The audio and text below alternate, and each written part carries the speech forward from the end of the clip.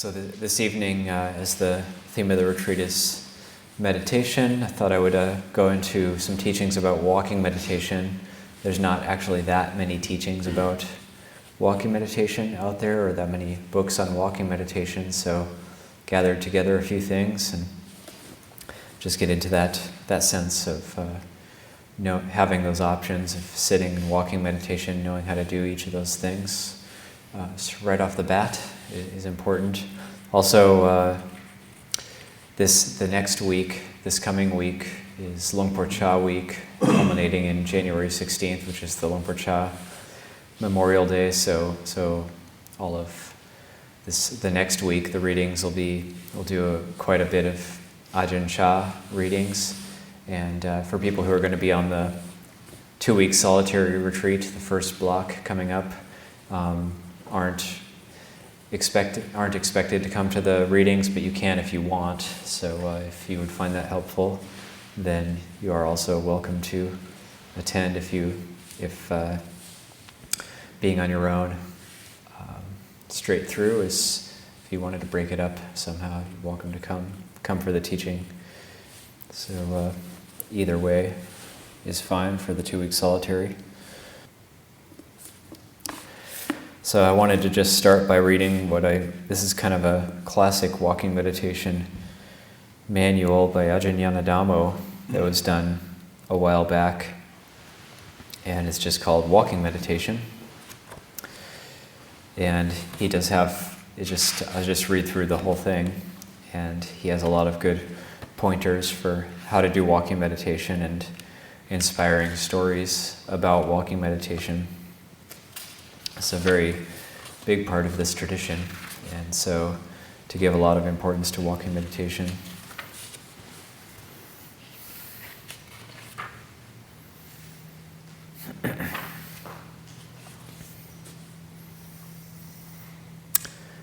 In this discourse, I want to focus on the nuts and bolts of walking meditation.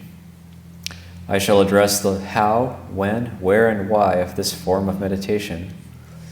I intend this discourse to include both practical instructions of the technical aspects of walking meditation and instructions for creating the quality of mind that leads to concentration, insight, and wisdom through the physical activity of walking meditation. The Buddha stressed developing mindfulness in the 4 main postures of the body: standing, sitting, lying down, and walking.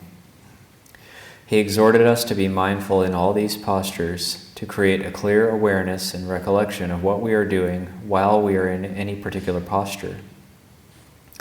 If you read about the lives of the monks and nuns at the time of the Buddha, you will see that many obtained the stages of enlightenment while on the walking meditation path. Walking meditation is called chankama in Pali.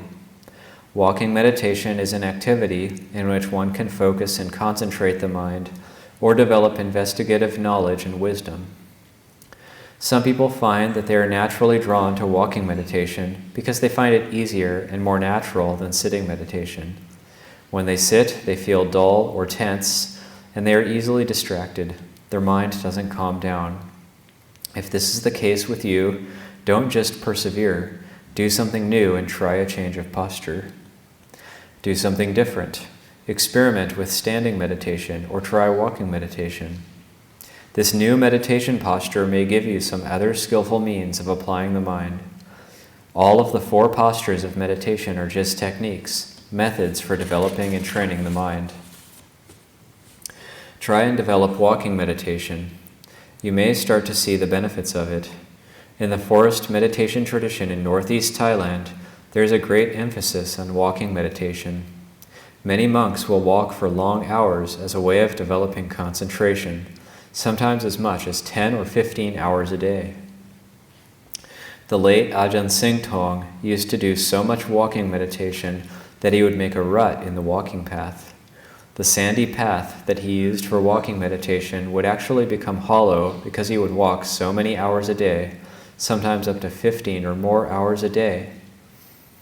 Another monk, Ajahn Kamdan, walked meditation so much that he wouldn't bother to go into his hut at night.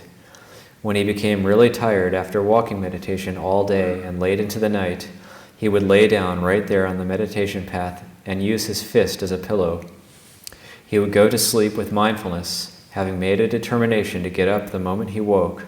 As soon as he woke up, he would start walking again. He basically lived on his walking meditation path. Ajahn Kamtan was quick to attain results in the practice.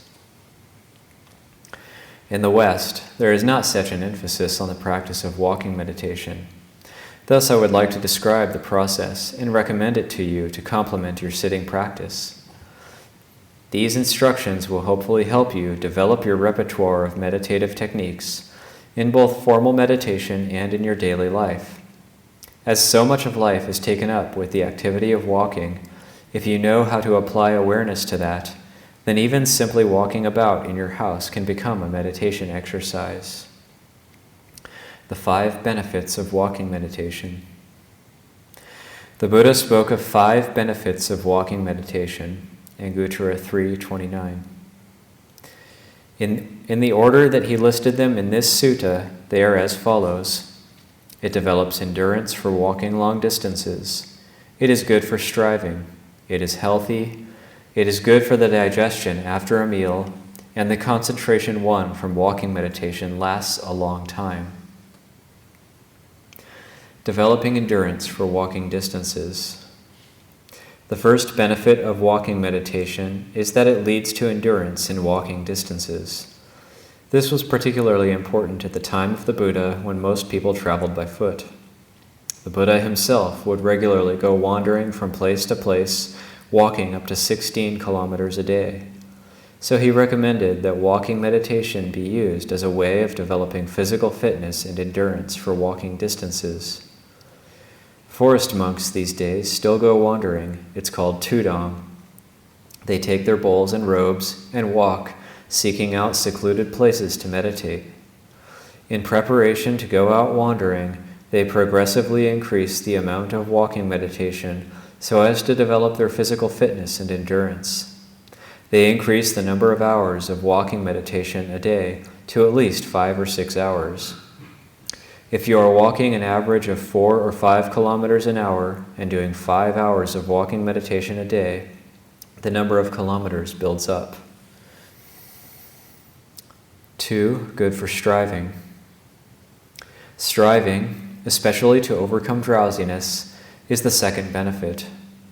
While practicing sitting meditation, meditators may find that they tend to slip into tranquil states, but if they are a bit too, quote-unquote, tranquil, without awareness, then they may start nodding or even snoring. Time goes quickly, but they don't have any clarity or awareness, even though it feels, quote, peaceful, unquote. Without mindfulness and awareness, meditation can turn into dullness because it has been overcome by sloth and torpor. Developing walking meditation can counteract this tendency. As an example, Ajahn Chah used to recommend that once a week we stay up all night. We would sit and walk meditation throughout the night. One tends to get very drowsy by 1 or 2 in the morning, so Ajahn Chah would recommend doing walking meditation backwards as a way of overcoming drowsiness. You don't fall asleep walking backwards. I remember once at Bodhinyana Monastery in Western Australia going out early one morning around 5 o'clock to do some walking meditation. I saw one of the laymen who was staying for the rains retreat in the monastery putting forth great effort to overcome drowsiness. He was actually walking meditation up and down the top of the 6-foot-high wall in front of the monastery, very mindfully walking up and down on top of the wall. I was a little concerned that he might fall and hurt himself. However, he was actually putting forth great effort into being mindful of each step and was in the process of overcoming drowsiness by developing a heightened sense of alertness, effort, and zeal. 3, good for the health. The Buddha said that walking meditation leads to good health. This is the third benefit.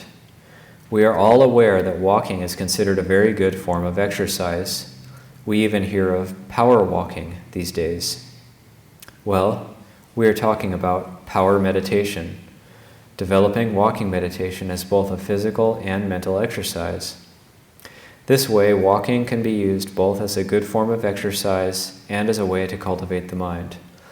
But to get both benefits, we have to bring awareness to the process of walking instead of just walking and letting the mind wander off thinking of other things. 4. Good for digestion. The fourth benefit of walking meditation is that it is good for the digestion. This is particularly important for monks who eat one meal a day. After a meal, the blood goes to the stomach and away from the brain. Thus, one can feel drowsy. Forest monks stress that after a meal, one should do a few hours of walking meditation because walking up and down helps the digestion. For lay meditators, too, if you have had a heavy meal, instead of going to bed, go out and do an hour of walking meditation. It will help with physical well-being and be a chance to cultivate the mind. 5. Good for sustaining concentration. The fifth important benefit of walking meditation is that the concentration that arises out of walking meditation sustains itself for a long time. The walking posture is actually quite a coarse meditative posture compared to sitting. While sitting, it's easy to maintain one's posture. We have our eyes closed, so there are no visual sense stimuli, and we're not engaged in any bodily movement. So sitting, in comparison to walking, is a more refined posture in terms of the activities involved. The same is true for standing and lying down, because there is no movement taking place. While we are walking, there is a lot of sensory input. We are looking where we are going, thus there is visual input, and also there is sensory input from the movement of the body.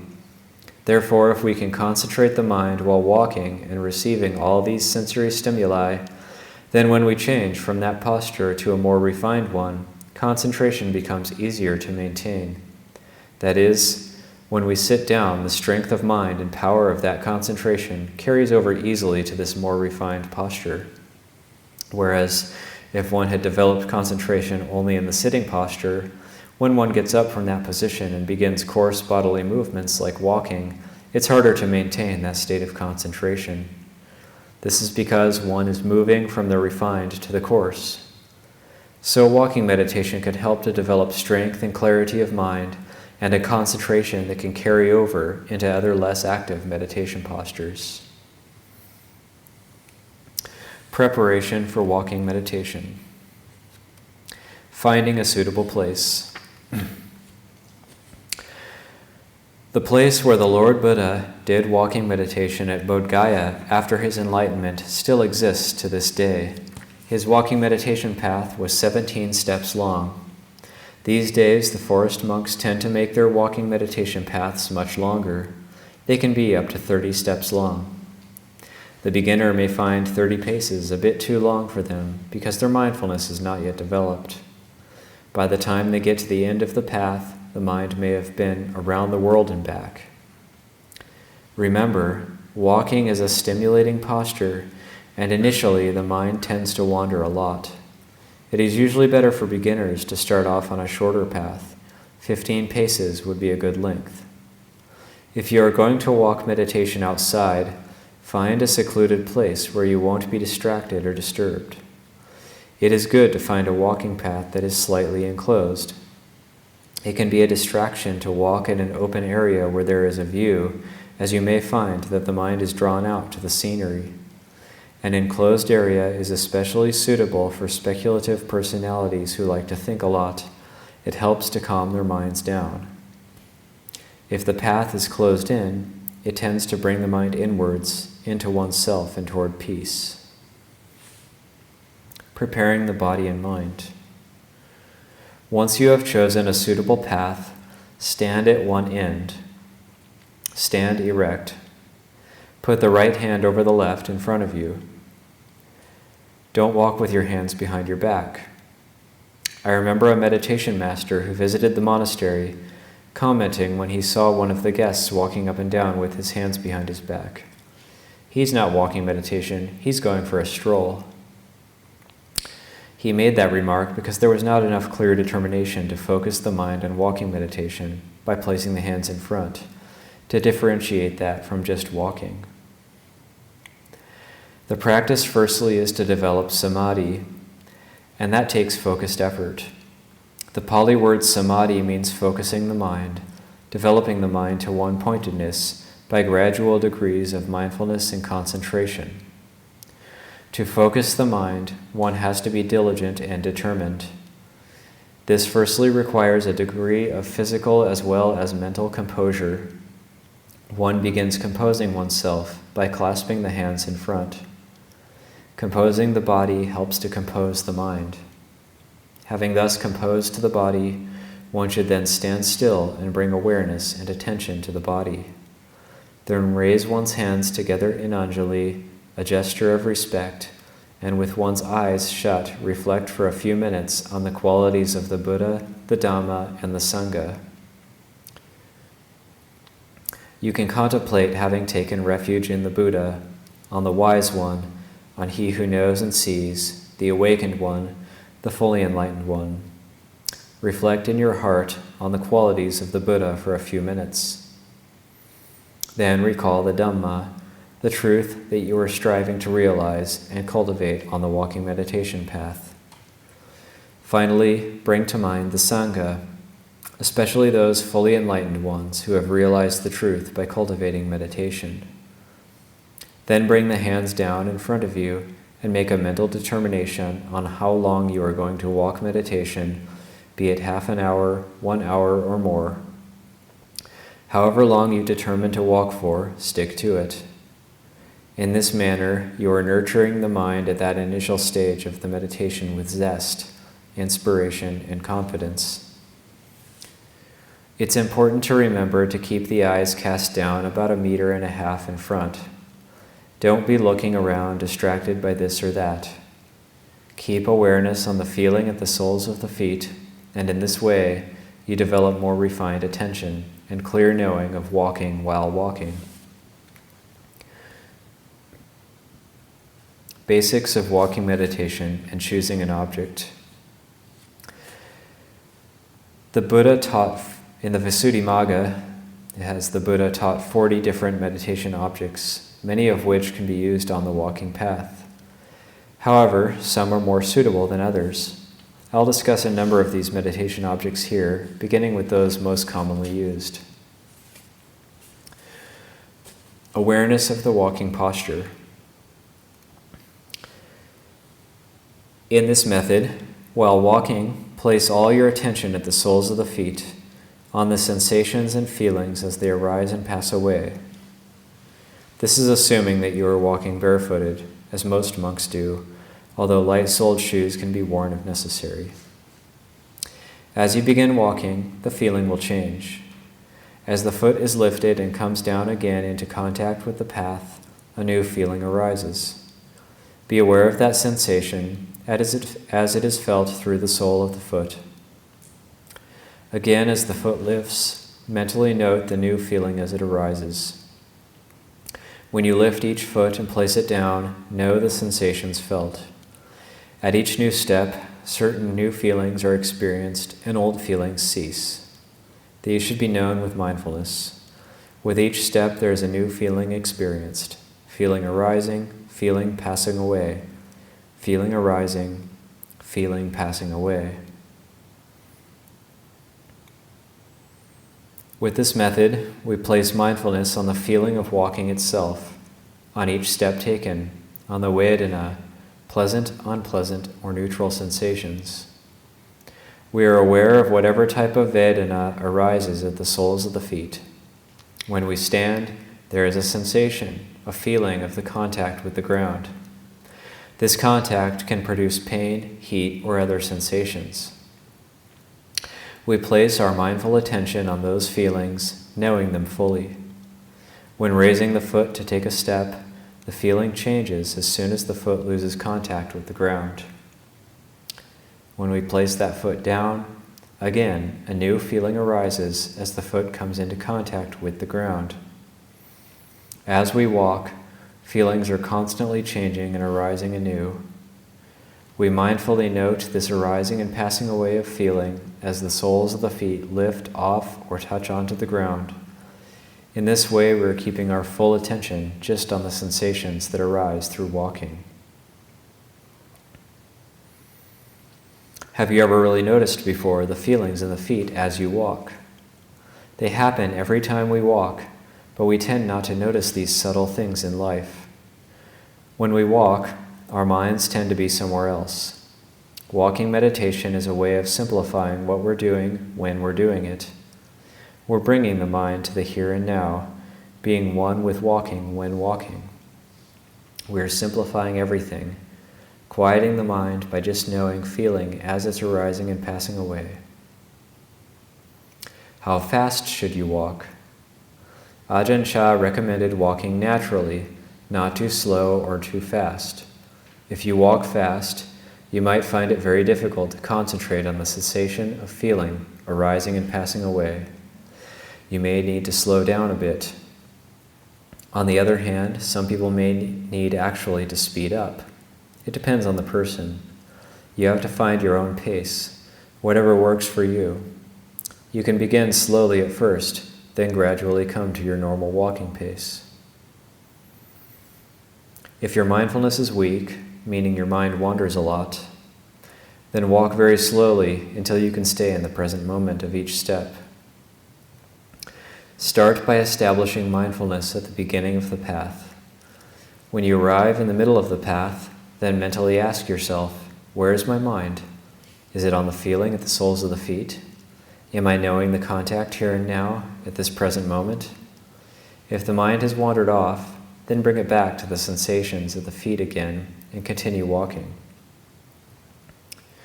When you get to the end of the path, turn slowly around and reestablish your mindfulness. Where is the mind? Does it know the feeling at the soles of the feet, or has it wandered off? The mind tends to wander elsewhere, chasing thoughts of anxiety, fear, happiness, sorrow, worries, doubts, pleasures, frustrations, and all the other myriad thoughts that can possibly arise. If mindfulness of the meditation object is not present, re-establish it first, then start walking back. Re-establish the mind on the simple act of walking, and then begin to walk back to the other end of the path. When you get to the middle of the path, you should note, I am now at the middle of the path, and check again to see if the mind is with the object. Then, once you arrive at the end of the path, mentally note, where is the mind? In this way, you walk back and forth mindfully, aware of the feelings arising and passing away. While walking, constantly re-establish your mindfulness, pulling the mind back, drawing the mind inward, becoming aware, knowing the feeling at each moment as it is arising and passing away.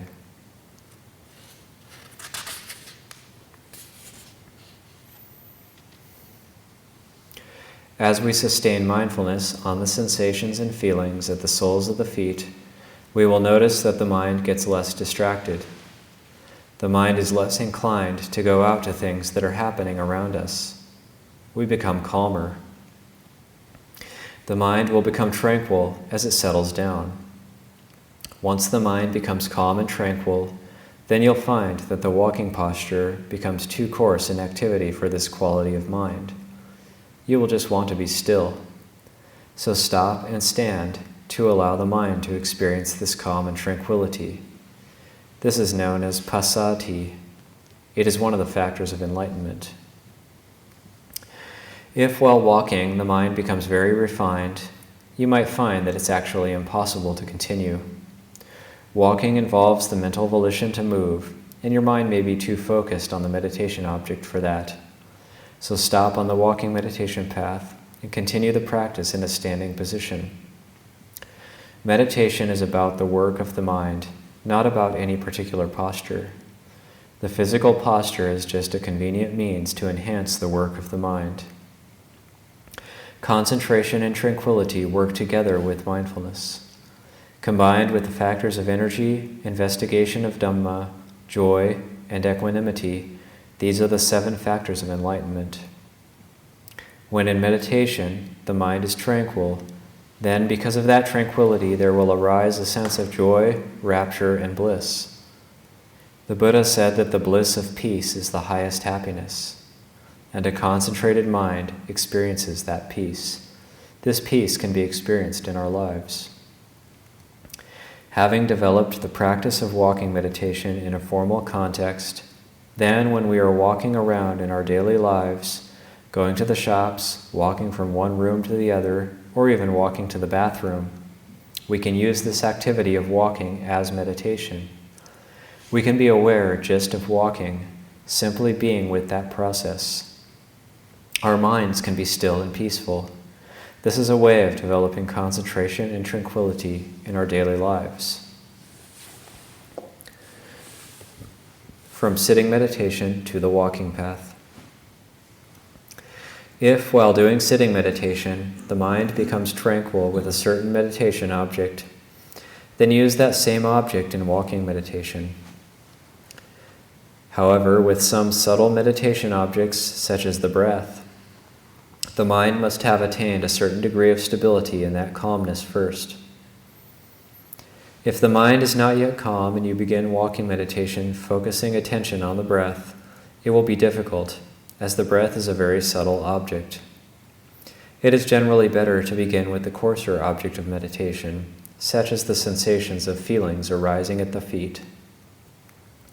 There are many meditation objects that can transfer well from the sitting to the walking posture. For example, the 4 divine abidings: loving kindness, compassion, appreciative joy, and equanimity. As you pace back and forth, develop the expansive thoughts based on loving kindness. May all beings be happy. May all beings be at peace. May all beings be free from all suffering. One can use the walking posture as a complement to sitting, developing meditation on the same object but in a different posture. Choosing a mantra. If while walking meditation you find that you're getting drowsy, then activate the mind rather than calm it, using a mantra so that it becomes more focused and awake. Use a mantra like Buddho, repeating the word quietly to yourself over and over again. If the mind still wanders,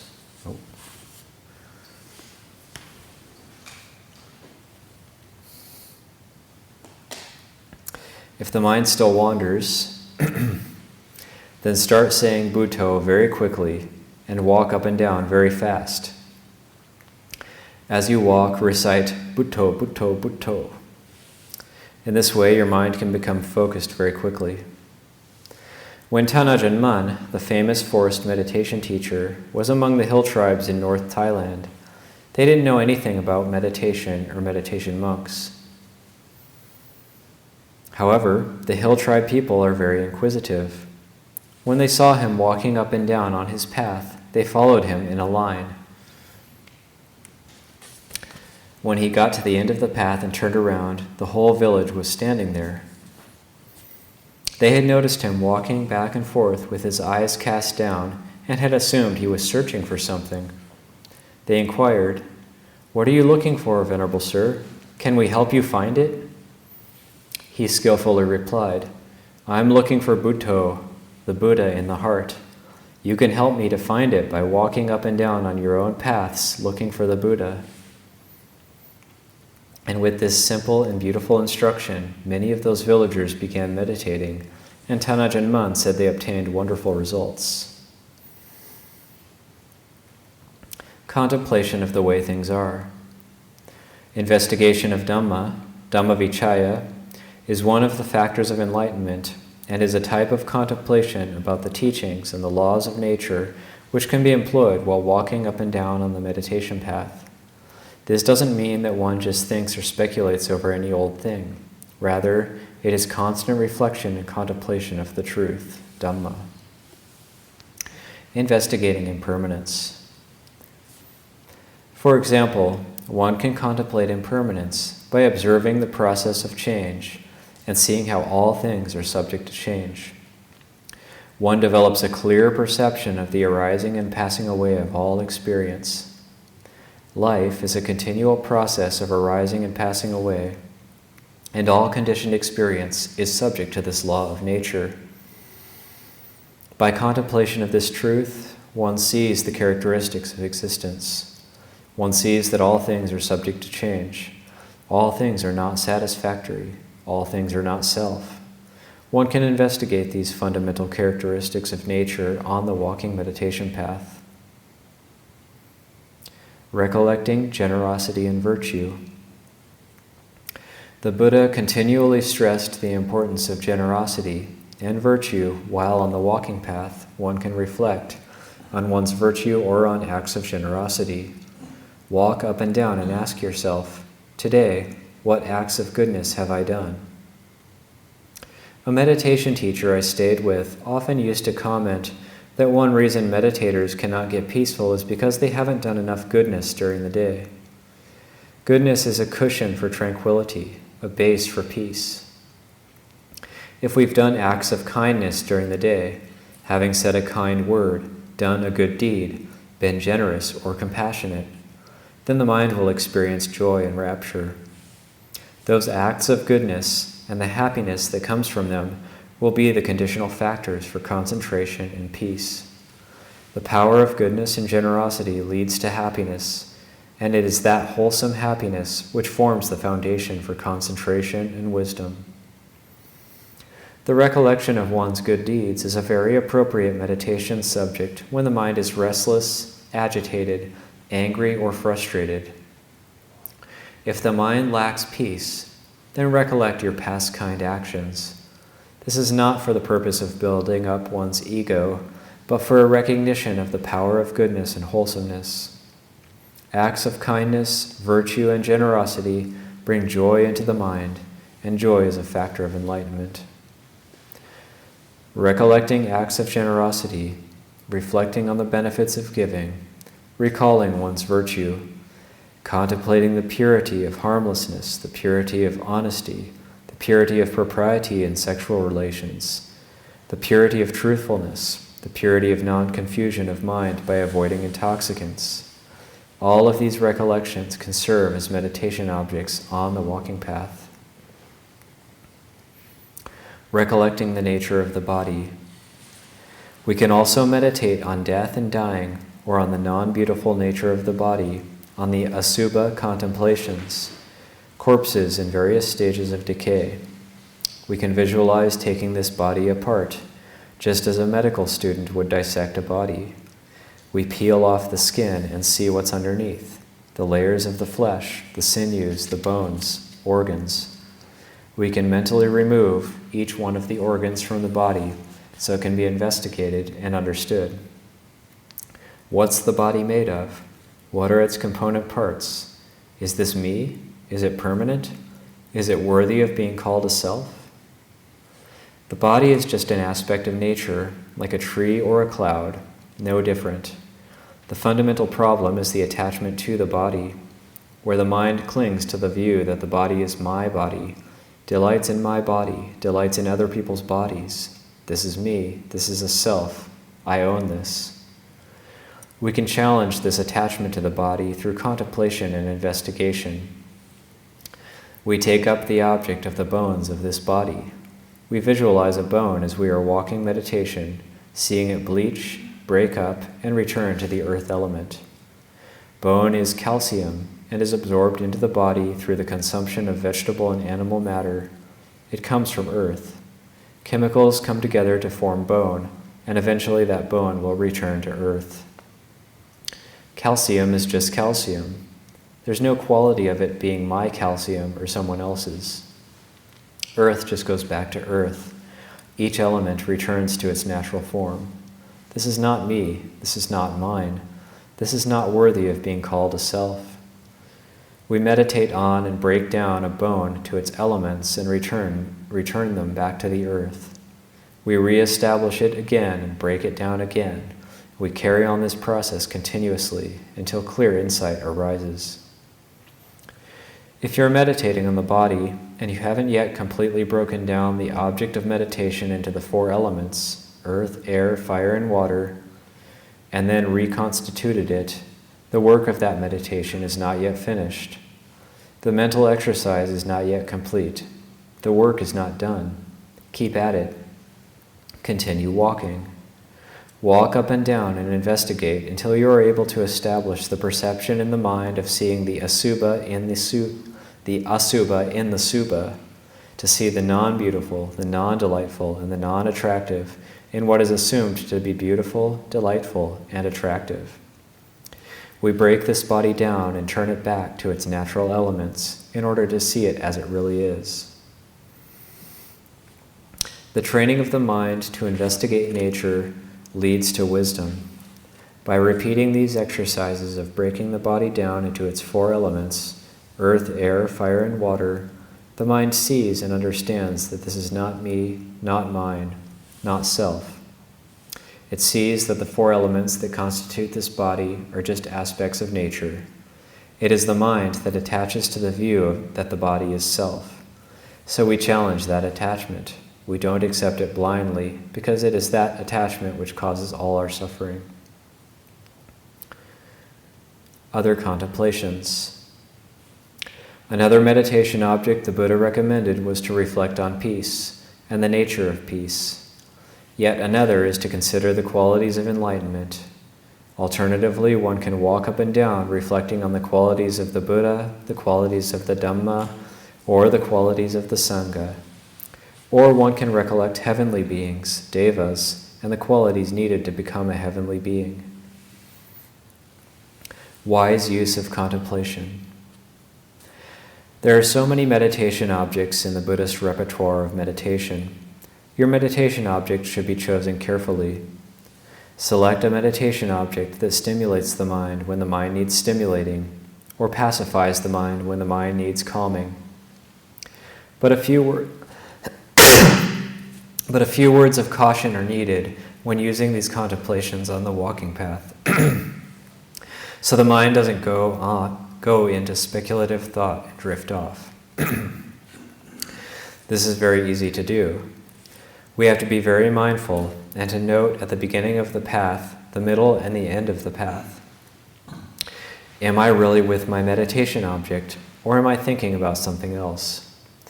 If you're walking up and down on a meditation path for 4 hours, but there is only mindful awareness for 1 minute during that 4 hours, you have only meditated for 1 minute. Remember, it's not how much meditation we do, it's the quality of that meditation that counts. If while you are walking the mind is wandering off elsewhere, then you're not meditating. You're not meditating in the sense that the Buddha used the word meditation as bhavana, or mental development. It's the quality of mind rather than the quantity of meditation that one does, which is most important. Conclusion. Throughout the history of Buddhism, many monks and nuns have attained insight, wisdom, and enlightenment while on the walking meditation path through the investigation of the truth. In the forest monastic tradition, every aspect of our life is treated as an opportunity for meditation. Meditation is not just for when seated on our meditation cushions. All the processes of life are opportunities for us to investigate reality.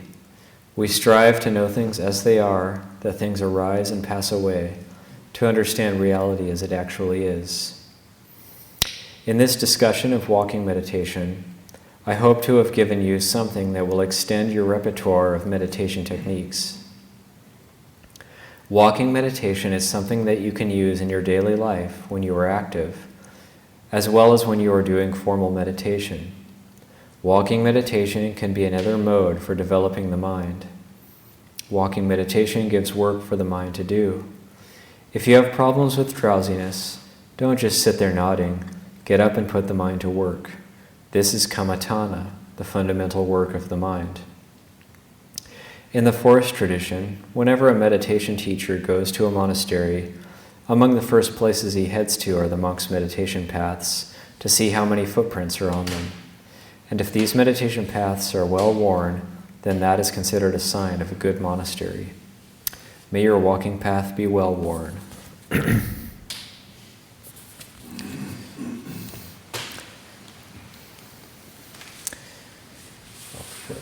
leave that there for today and open it up for questions. I like that booklet because he gives a number of different things that can be done on the walking meditation path. It's not just Buddho or just one thing, but you can actually recollect your own good deeds or recollect generosity, there's a lot of different recollections that can be done.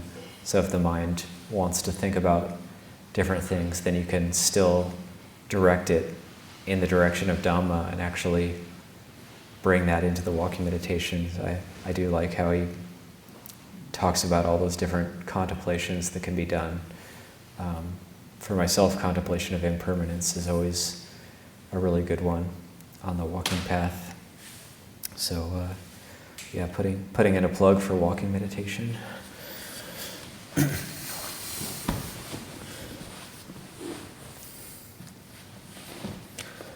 questions?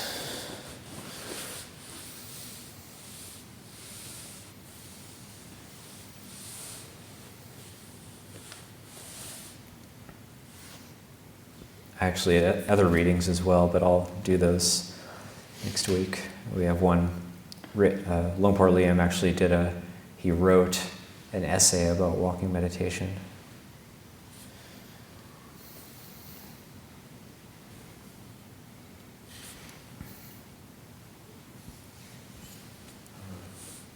Question could be anybody or any Ajahn.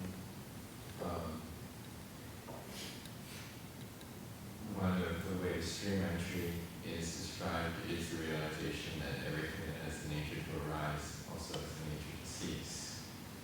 And so there's the contemplation of impermanence, which we can see very easily on a mundane level. Things that arise, they cease. But what is it that causes the very unique and special realization which is described in those words?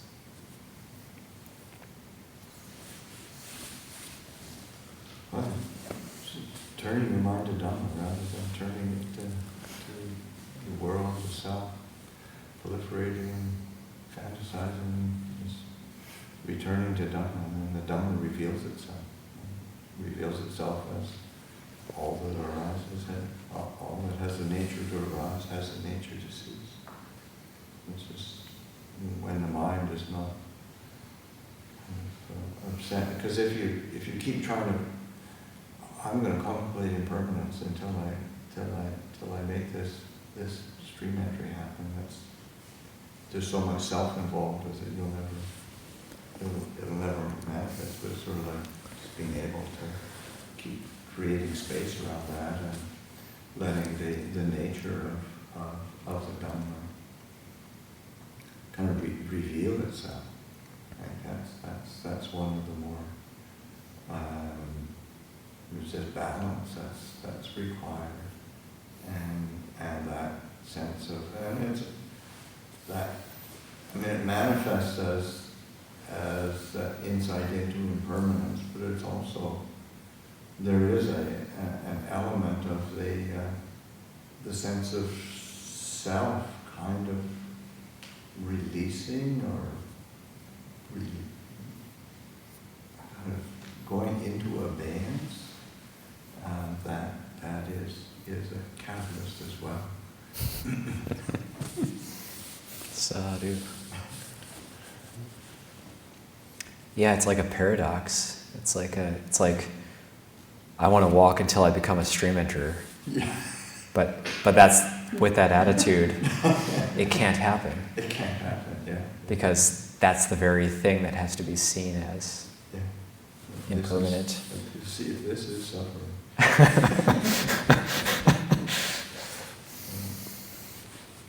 I'm going to become a stream enterer this winter retreat.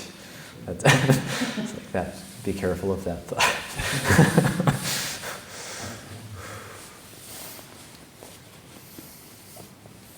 Lungpa and Ajahn Nyanadhammo, if you answer a question, would you mind turning on your mic?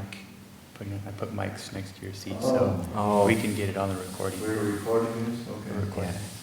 It's not live streamed, but it's recorded and posted after. Yeah.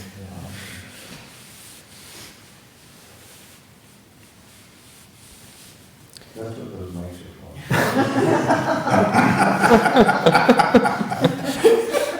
How could you say everything you just said?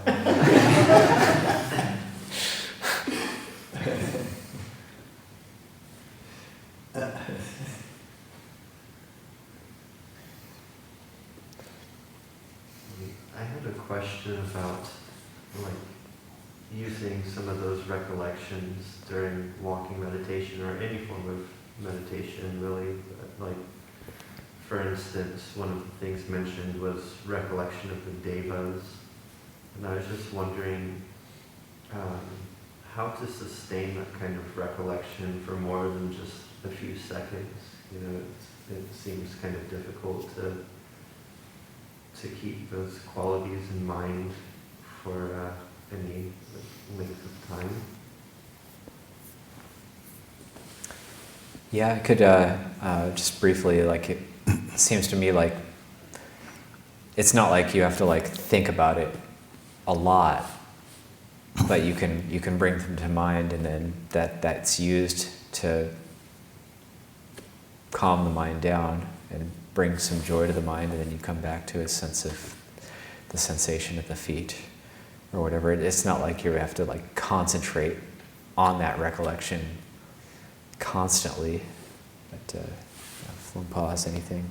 Yeah, I'd say, that's exactly it. It's more like seeding the mind with a particular perspective, and that's what those recollections are helpful, because then it seeds it in a particular direction. And that, say, especially for us as Westerners, how much can you think about devas?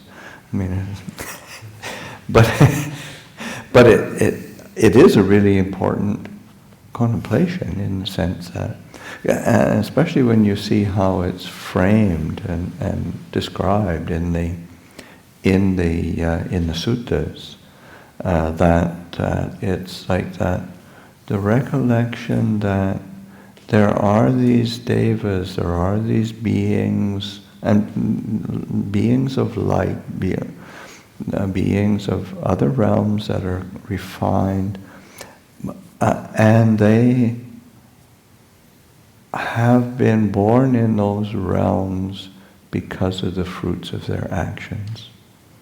And then contemplating one's own actions that are similar and conducive to that kind of plane of existence, and whether one takes it as a physical plane in another or a mental plane, it's the same directing of attention in the mind. Just to add a little bit to that. Yeah, it's working. Just those particular qualities for rebirth in the Deva realms largely depend on virtue and generosity, and just can actually turn into a contemplation on the qualities and the feeling that arises, as they were saying, when one acts in a virtuous way and in a generous way, to the extent that that's the dwelling place of your mind. And that's what the Devas, that's what the Devas are living in, that kind of sense of well-being and ease and graciousness and caring and, morality and generosity. Yeah. That becomes your contemplation.